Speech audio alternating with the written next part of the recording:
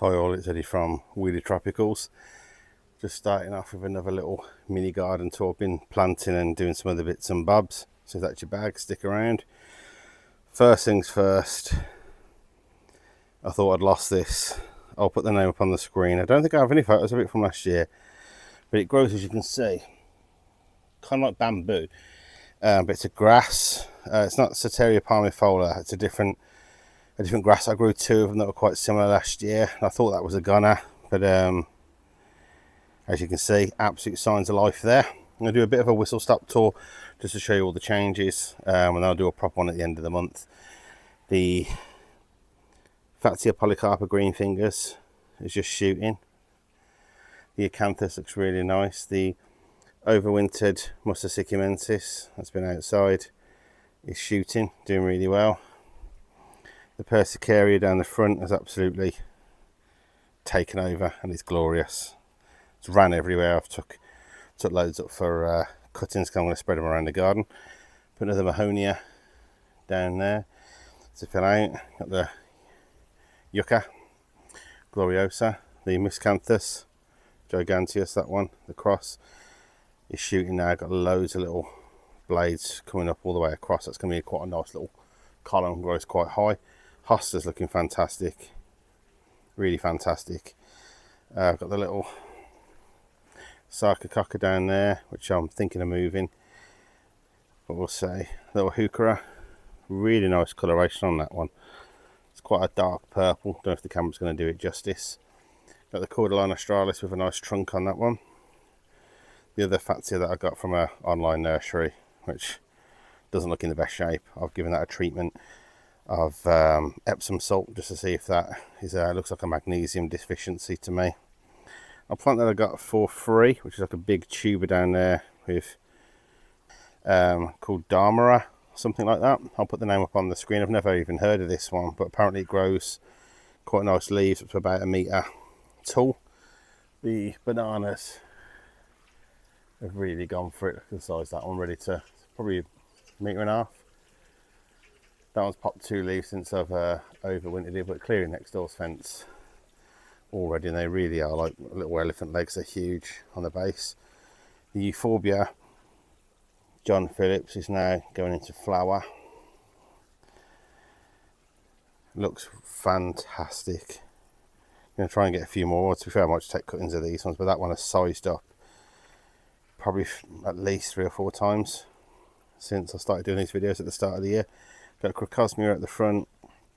I think that's just like a red and yellow mix. It's not Lucifer. The cordyline, I'm waiting to see if that was recovered from its surgery. Got the chimerops down there. I planted in another mahonia. I think that's volcano or volcano.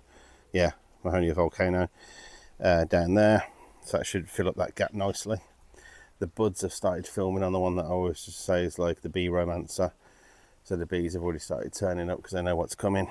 That fills up that.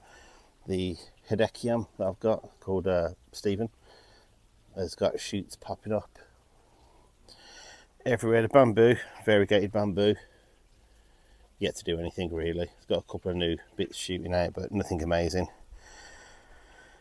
Fatsia spider's web, as you can see there, it's got some new fronds ready. Did ask a couple of people who asked about a shady area, so what I've done down here, I've done a little mini shady area. I've got underneath here a shuttlecock fern, which is just coming into life. There's another one down there, a nice hosta that was called Whirlwind. I'm not even convinced that is the correct one because it's supposed to have like green on green variegation, but might be immature. I think, I'm not sure. Underneath there's another miscanthus giganteus that grows huge, and a chimerops down there. Back over in this section, I have brought out little dinky Trachycarpus fortunio that I've got. I believe that one's soft caress mahonia, black mundo grass on the corner. I've trimmed the Fatsia back because it had a bit of damage on it, and next to the Easter Island head there's another Fatsia whirlwind in there, which should quite enjoy that little space. I'll put the name and a photograph of this one up on the screen. I'm not sure if this is Iochroma australis. I'll have to double check that. I got it from Gardens World way before I was that invested in anything. I just bought stuff I like the look of. Didn't really check if it was hardy or not. It's never been outside, it's always been overwintered. The acanthus, which I always think looks fantastic. It's a good metre off the floor now. Really glossy leaves. Should be in a lot more people's gardens than it is. I've left this section here for I've got a Colocasia esculenta, so massive elephant ears will take up that whole section there. Again, Formium tenax, the Fatsia japonica, another Sarcococca down there, and over there we've got another Mahonia over there. That one's Sweet Winter, I believe. Yeah, Sweet Winter. Trachycarpus fortunei again, another yucca. At the back there is Miscanthus sinensis grass, like zebra grass. Euphorbia at the front, the new trendy one, Euphorbia minus Merlot. The coloration on that is crazy. It looks almost like petrol on water. You know, you kind of get that like rainbowy kind of colour. And then the flowers look like little mini satellites. Really interesting. I got another one over there. The bamboo that causes uproar every time I post about it. About whether or not it is the correct one or not. As you can see underneath, it does have some kind of zigzaggy cane at the back. It's hard to tell, but it does not have the green coloration. So whether or not it is what I was sold or not, to be confirmed. But I don't really care. Looks nice up there. So I'm just going to call it yellow bamboo for now, rather than get anyone's heart rate up. And we'll find out later stage what it is. Mahonia Sweet Winter. That's supposed to be Berinda, one of the KR ones. It's got no coloration on it yet.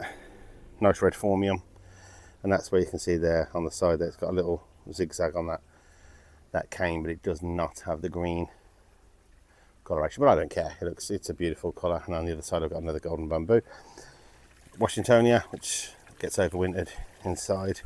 The Gunnera, which has just gone huge compared to my hand. That's been growing for a couple of weeks. That thing is brutal. Absolutely huge underneath. It's jam-packed with other leaves to come out, and the top is ready to explode. It's actually too big for my garden. If I'd have realised how big it was, I probably wouldn't have got it. And then I've got two cannas there, which one is mango pink, and the other one, I'm not sure what that one is. Could be dark night.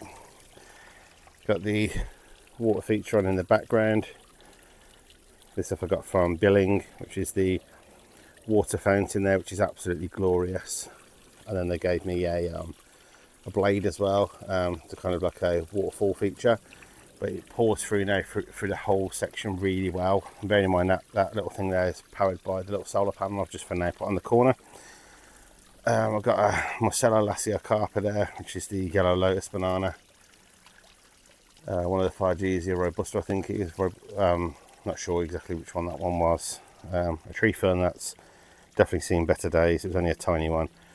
A Muzzabash dew, and then a massive clump there, if I get out of the way of it. Crocosmia Lucifer.